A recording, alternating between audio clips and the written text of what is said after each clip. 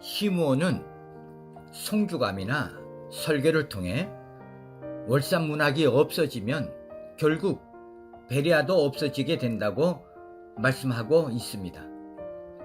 이는 월삼문학이 베레아의 뿌리가 되기 때문입니다. 그러나 월삼문학이 베레아의 뿌리라는 사실을 받아들이는 것이 그리 쉽지는 않죠.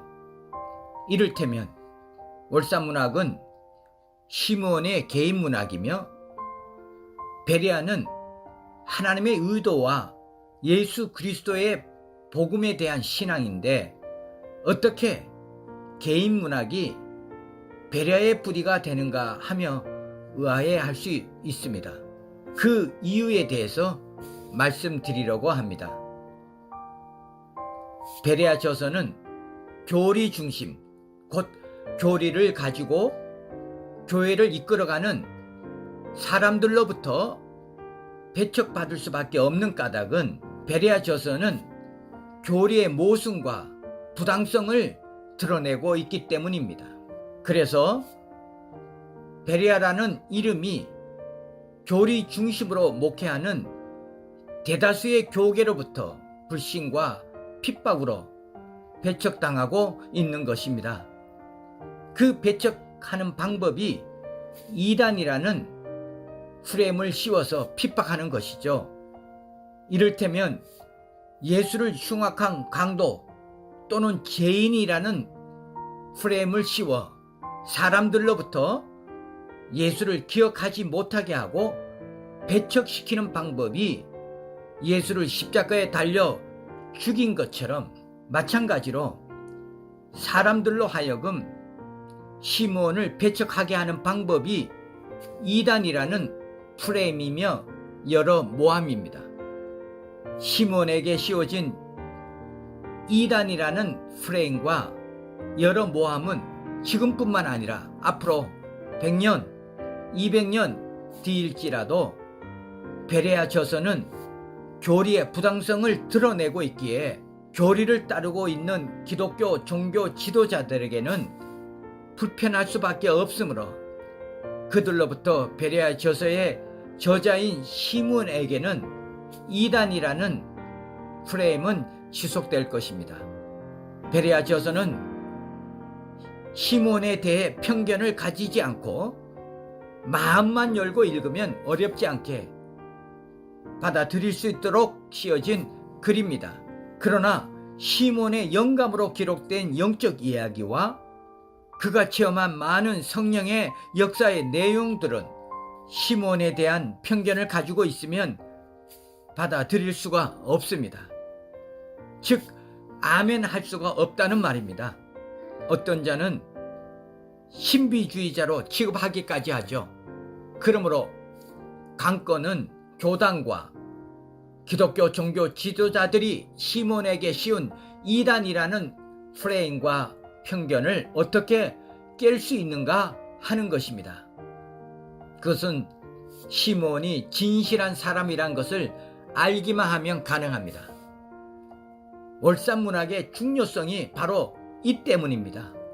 예수께서 나사렛 목수의 아들로 나타나신 이를 숨기지 않으신 같이 베드로가 험한 어부였음을 숨기지 않은 같이 바울이 믿는 자를 핍박한 자로서 최고자였던 것을 숨기지 않은 같이 시므온이 자신의 부끄러운 진실을 고스란히 드러낸 것이 월삼문학입니다.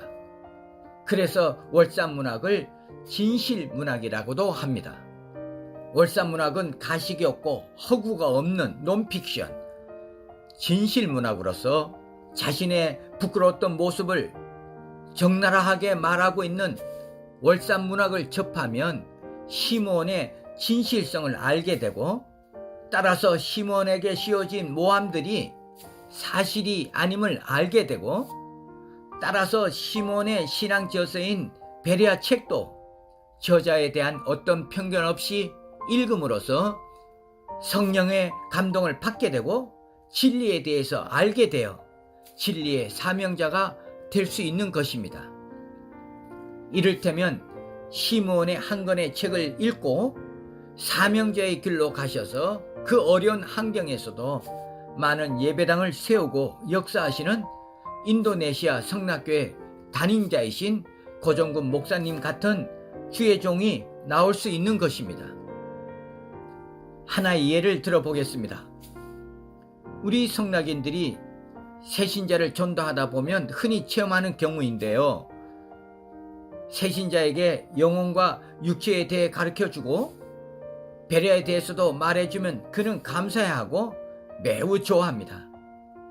그런데 누가 그 새신자에게 어느 교회 나가요? 물으니까 성락교회 나간다 하면 김기동 목사, 베레아, 그쪽은 이단인데 그 말에 그는 더 이상 베레아를 배우는 것을 꺼려하고 결국은 배우는 것도 중단하고 교회를 떠나기까지 합니다.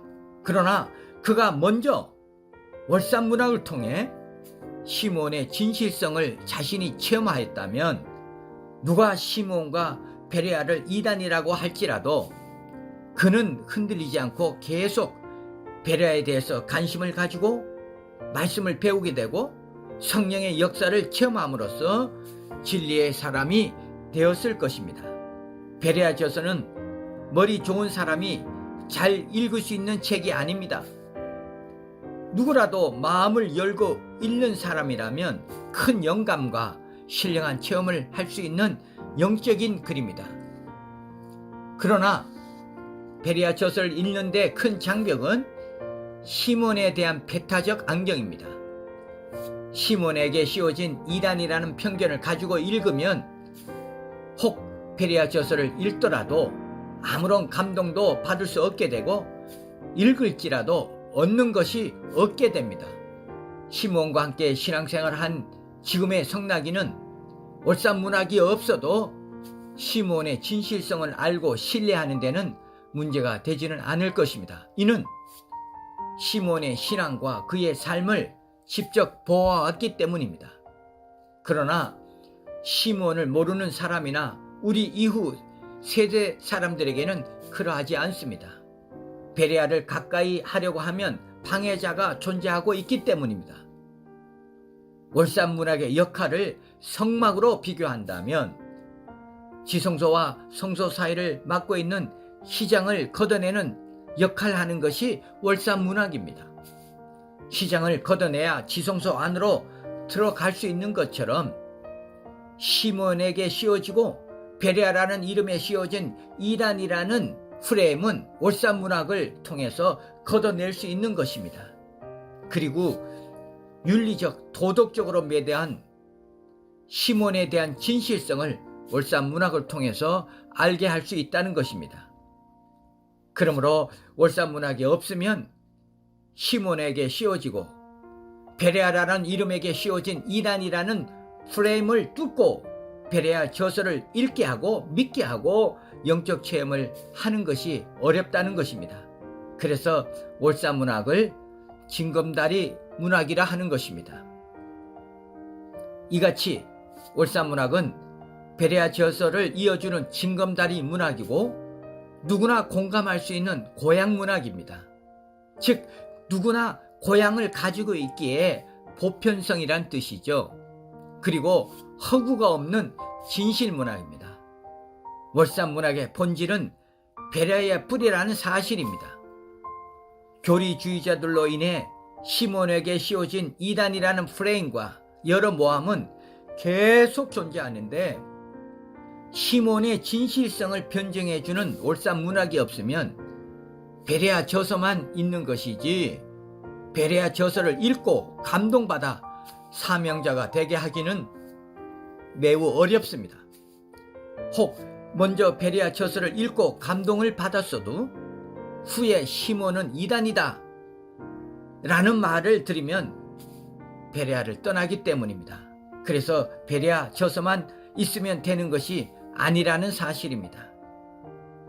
시몬이 세상에 존재하지 않는다고 시몬에게 씌워진 이단이라는 프레임이 없어지지 않습니다. 이는 베레아 저서는 교리주의자한테는 위협이 되기 때문입니다. 자기들의 허구가 드러나기 때문이죠. 베레아 사람 성낙인 여러분, 지금의 우리의 입장만 생각하지 말고 시므온을 모르는 이후의 사람들을 생각해야 합니다. 그런 까닭에 월산재단 또한 매우 중요한 것입니다. 생전에 시므온은 월산재단 직원들과 월산재단 이사들에게 월산을 지켜야 한다고 말씀하신 이유도 이 때문입니다. 월산을 지켜야 한다는 의미는 베레아에 뿌린 월산 문학을 지킴으로써 베레아를 지키라는 뜻이죠. 월산재단은 사회적으로는 구호하는 NGO의 일이지만 월산재단의 본질의 사역은 월산 문학을 알리고 월산 문학을 정착시키는 일입니다.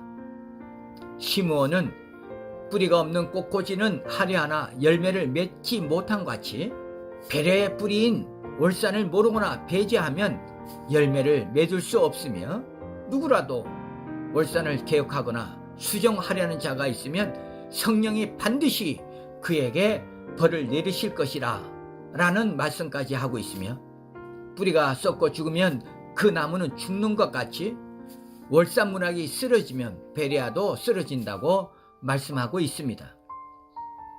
성낙인과 베레아인 여러분, 베레아에 뿌린 월산을 지켜주시고 관심 가져주시고 후원해 주시고 사랑해 주시길 바랍니다. 월산 문학과 월산 재단을 사랑하는 것은 베레아를 지키는 일입니다. 영혼을 사랑하는 일입니다. 감사합니다.